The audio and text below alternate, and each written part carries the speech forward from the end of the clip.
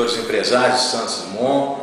Estamos aqui apresentando à SDNet o nosso espaço que foi recentemente reformado. Nós estamos nos finalmente dessa reforma, faltando apenas detalhes e imobiliar o nosso sindicato, e queremos colocá-lo à disposição de vocês para que vocês venham aqui no sindicato conhecer essas obras que nós fizemos.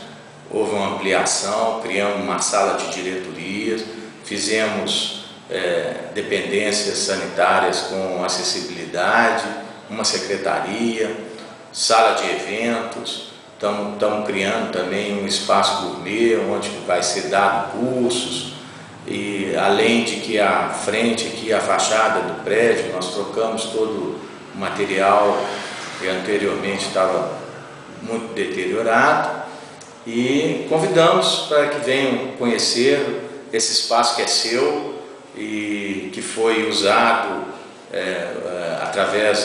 essas obras foram feitas através da contribuição da sindical e de um empréstimo que a gente conseguiu da Federação do Comércio, e temos que agradecer ao presidente Lázaro por esse apoio, e que agora vai ser entregue brevemente a Santos Dumont mais essa melhoria que é de vocês, e que esperamos que vocês estejam preparados para utilizá-los, e estaremos à disposição aqui para isso. Muito obrigado.